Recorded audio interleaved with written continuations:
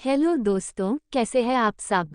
हमारी आज की कहानी का नाम है स्त्री का घर। तुम्हें कितनी बार बताया है, मेरे तैयार होने से पहले मेरा नाश्ता तैयार हो जाना चाहिए।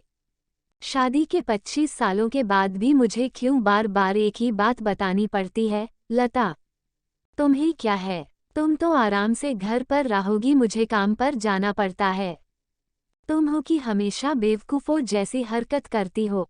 अगर तुम ये जानबूझकर करती हो तो याद रखना, मुझसे बुरा कोई नहीं होगा। आज भी प्रशांत का पारा चढ़ा हुआ था। इन कटु शब्दों में अपना गुस्सा उतारते हुए, गीला तौलिया कुर्सी पर फेंकते हुए प्रशांत गुस्से से लता की तरफ देखने लगा। लता के लिए प्रशांत का ये बेवजह का गुस्सा कोई नई बात नहीं थी। वो महीने में 3-4 बार ऐसे ही लता पर बरस पड़ता था।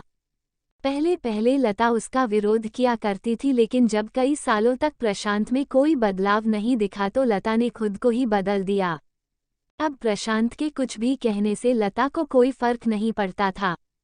प्रशांत की हर बात वो चुपचाप सिर नीचे झुकाए सुन लेते थी। शादी के पहले 5 साल तक लता ने पूरी कोशिश की थी कि प्रशांत को बदला जाए, लेकिन फालतू का गुस्सा करना और बाद में लता को भला बुरा कहना, यह मानो जैसे उसकी आदत बन गई थी। कोई भी वाद विवाद होता तो प्रशांत सीधा लता को बोल देता, अगर मैं तुम्हें अच्छा नहीं लगता तो क्यों नहीं चली जाती अपने मायके, क्यों रहती हो मेरे साथ।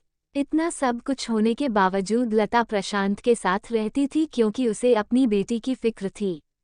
और वह जाती भी तो कहा, अपने बूढ़े हो चुके माँ बाप को इस उम्र में परेशान करना वह नहीं चाहती थी। समाज और लोग क्या कहेंगे, ये भी तो उसे देखना था। वह इतनी पढ़ी लिखी भी तो नहीं थी कि खुद जाकर कोई नौकरी कर सके और अपना और अपनी बेटी का पालन पोषण कर सके। लता को अब अपनी फिक्र नहीं थी, उसको फिक्र थी तो बस अपनी शादी लायक हो रही बेटी की। लता नहीं चाहती थी कि पति पत्नी के झगड़े की वजह से काव्या डिस्टर्ब हो। काव्या की पढ़ाई पूरी हो चुकी थी, उसके लिए अब शादी के रिश्ते आने लगे थे।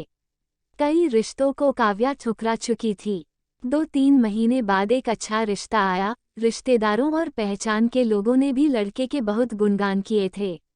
प्रशांत एक शाम अपनी बेटी के पास बैठकर उसे बताने लगा, काव्या, बहुत अच्छा लड़का है, पढ़ा लिखा है, बड़ा घर है, बहुत अच्छी नौकरी है।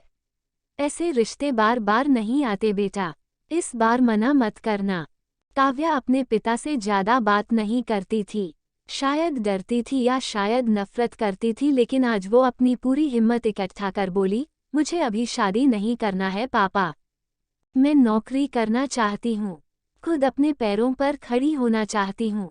हाँ तो उसमें क्या बड़ी बात है, मैंने लड़के से बात की है, वह तुम्हें किसी बात के लिए नहीं रोकेगा। तुम शादी के बाद भी नौकरी कर सकती हो, वह तुम्हें नौकरी के लिए परमिशन दे देगा।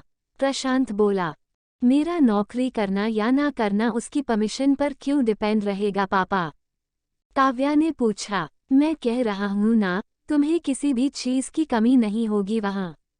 ऐसे रिश्ते बार बार नहीं आते, इसे ठुकरा मत, बहुत खुश रहोगी तुम वहाँ। प्रशांत बोला, पापा क्या मैं उतनी ही खुश रहूंगी जितनी मम्मी इस घर में खुश है। काव्या ने तंज कसते हुए कहा, आज तुम्हारी जबान कुछ ज्यादा नहीं चल रही। प्रशांत गुस्से से आंखें बड़ी करते हुए बोला, पापा मुझे शादी ही नहीं करनी है, क्योंकि शादी के बाद अगर वह लड़का आपके जैसा निकला तो मैं क्या करूंगी। मुझे आपके जैसा जीवन साथी नहीं चाहिए जो बिना बात के मुझ पर हमेशा चिल्लाए। मुझे कुछ भी अपनी पसंद का लेना हो तो 10 बार सोचना पड़े, कहीं वह नाराज ना हो जाए। मेरी तबीयत कैसी भी हो उसे परवाह ना हो, रोटी थोड़ी सी मोटी बन जाए तो घर सर पर उठा ले, उसकी चेकबुक ना मिले तो भी मेरा ही दोष निकालें, और हर छोटी मोटी बात पर मुझे मायके जाने के लिए कहे। काव्या ने अपना दिल खाली करते हुए पापा से सब कह दिया। प्रशांत का गुस्सा 7वें आसमान पर था, लेकिन उसके मुंह से एक भी शब्द नहीं फूट रहा था। वो काव्या की बातें सुन रहा था।